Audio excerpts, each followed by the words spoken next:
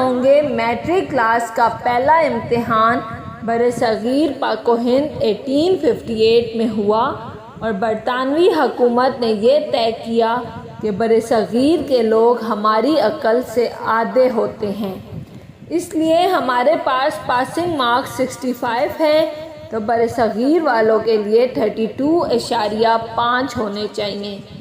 2 سال بعد 1860 میں اساتذہ کی آسانی کے لیے پاسنگ مارکس 33 کر دیے گئے اور ہم تاحال بھی انہی 33 نمبروں سے اپنے بچوں کی ذہانت کو تلاش کرنے میں مصروف ہیں۔ جاپان کی مثال لے لیں، تیسری جماعت تک بچوں کو ایک ہی مضمون سکھایا جاتا ہے اور وہ اخلاقیات اور آداب ہیں۔ حضرت علی رضی اللہ تعالیٰ عنہ نے فرمایا، جس میں ادب نہیں اس میں دین نہیں۔ مجھے نہیں معلوم کہ جاپان والے حضرت علی رضی اللہ تعالیٰ عنہ کو کیسے جانتے ہیں اور ہمیں ابھی تک ان کی یہ بات معلوم کیوں نہ ہو سکی۔ بہرحال اس پر عمل کی ذمہ داری فی الحال جاپان والوں نے لی ہوئی ہے۔ ہمارے ایک دوست جاپان گئے اور ایئرپورٹ پر پہنچ کر انہوں نے اپنا تعارف کروایا کہ وہ ایک استاد ہیں، اور پھر ان کو لگا کہ شاید وہ جاپان کے وزیر اعظم ہیں۔ یہ ہے قوموں کی ترقی اور عروج و زوال کا راز۔ اشفاق احمد صاحب کو ایک دفعہ اٹلی میں عدالت جانا پڑا اور انہوں نے بھی اپنا تعارف کروایا کہ میں استاد ہوں۔ وہ لکھتے ہیں کہ جج سمیت کورٹ میں موجود تمام لوگ اپنی نشستوں سے کھڑے ہو گئے۔ اس دن مجھے معلوم ہوا کہ قدموں کی عزت کا راز استادوں کی عزت میں ہے۔ آپ یقین کریں، استادوں کو عزت وہی قوم دیتی ہے جو تعلیم کو عزت دیتی ہے اور اپنی آنے والی نسلوں سے پیار کرتی ہے۔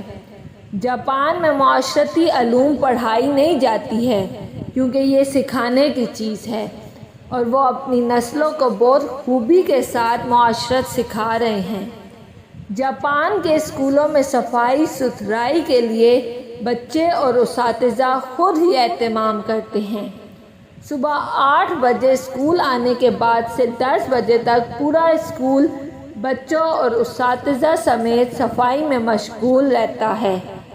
دوسری طرف آپ ہمارا تعلیمی نظام ملاحظہ کریں جو صرف نقل اور چھپائی پر مشتمل ہے۔ ہمارے بچے پبلشرز بن چکے ہیں۔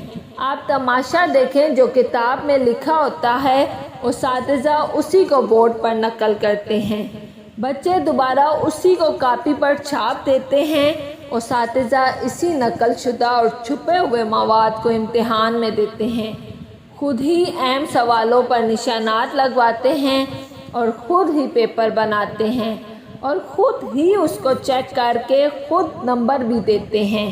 بچے کے پاس یا فیل ہونے کا فیصلہ بھی خود ہی صادر کر دیتے ہیں، اور ماں باپ اس نتیجے پر تالیاں بجا بجا کر بچوں کے ذہین اور قابل ہونے کے گن گاتے رہتے ہیں۔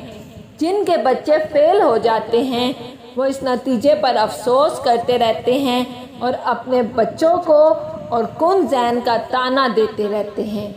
آپ ایمانداری سے بتائیں، اس سب کام میں بچے نے کیا سیکھا سوائے نقل کرنے اور چھاپنے کے؟ ہم 13-14 سال تک بچوں کو قطار میں کھڑا کر کے اسمبلی کرواتے ہیں اور وہ اسکول سے فارغ ہوتے ہی قطار کو توڑ کر اپنا کام کرواتے ہیں۔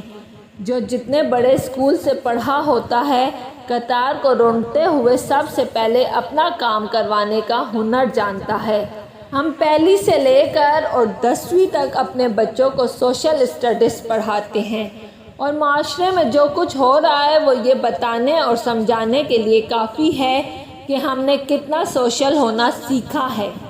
اسکول میں سارا وقت سائنس رٹتے گزرتا ہے اور آپ کو پورے ملک میں کوئی سائنسدان نامی چیز نظر نہیں آئے گی، کیونکہ بدقسمتی سے سائنس سیکھنے کی اور خود تجربہ کرنے کی چیز ہے اور ہم اسے بھی رٹا لگواتے ہیں۔ ہمارا خیال ہے کہ اسکول کے پرنسپل صاحبان اور ذمہ دار اساتذہ اکرام سر جوڑ کر بیٹھیں، اس گلے سڑے اور بوسیدہ تعلیمی نظام کو اٹھا کر پھینکیں بچوں کو طوطا بنانے کے بجائے قابل بنانے کے بارے میں سوچیں۔ اگر آپ کو میری ویڈیو پسند آئی ہے تو لائک اور سبسکرائب لازمی کیجیے گا۔